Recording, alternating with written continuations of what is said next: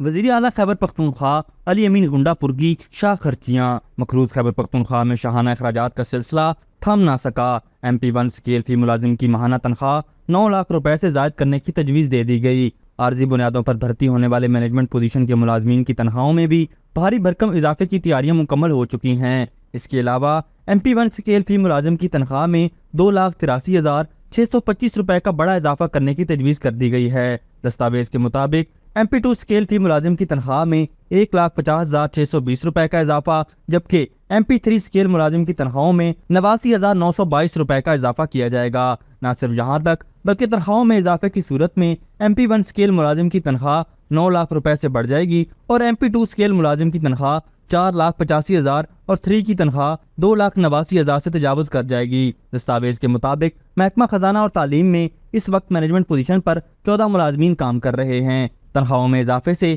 خزانے پر سالانہ 23 ملین روپے کا اضافی بوجھ پڑے گا۔ MP اسکیل کی کل 32 اسامیوں میں سے 18 اسامیاں اب بھی خالی ہیں۔ مستقبل میں اگر تمام اسامیاں پور کی جاتی ہیں تو اس سے خزانے پر سالانہ بوجھ 50 ملین سے زائد کا پڑ جائے گا اور آنے والے کابینہ اجلاس میں تنخواہوں میں اضافے کی منظوری لینے کا بھی امکان ہے۔ ناظرین، یہاں یہ بات بھی قابل ذکر ہے کہ ان شاہ خرچیوں کے باوجود بھی علی امین گنڈاپور اور پاکستان تحریک انصاف خیبر پختونخوا میں کچھ ڈلیور نہیں کر سکی اور بار بار حکومت آنے کے باوجود انہوں نے کبھی خیبر پختونخوا کے عوام کے مسائل کے حل کے بارے میں نہیں سوچا، بلکہ انہوں نے ہمیشہ ملک میں افراتفری اور انتشار پھیلانے کی بات کی ہے۔ اور ابھی حال ہی میں گینگسٹر گنڈاپور نے یہ بھی بولا تھا کہ مسلح افراد کو ساتھ لے کر وہ کسی بھی وقت اسلام آباد پر قبضہ کر لے گا۔ ناظرین، یہاں یہ سوال بھی پیدا ہو رہا ہے کہ کیا خیبر پختونخوا کی عوام نے اس کو اس لیے اقتدار دیا کہ یہ اسلام آباد پر قبضہ کرتے پھریں، یا اس لیے اس کو منتخب کیا گیا کہ یہ ان عوام کے مسائل کا حل سوچے اور ان کے لیے ڈیولپمنٹس کے کام کرے؟ ناظرین، پوری پاکستان تحریک انصاف کو یہ بات سوچنی چاہیے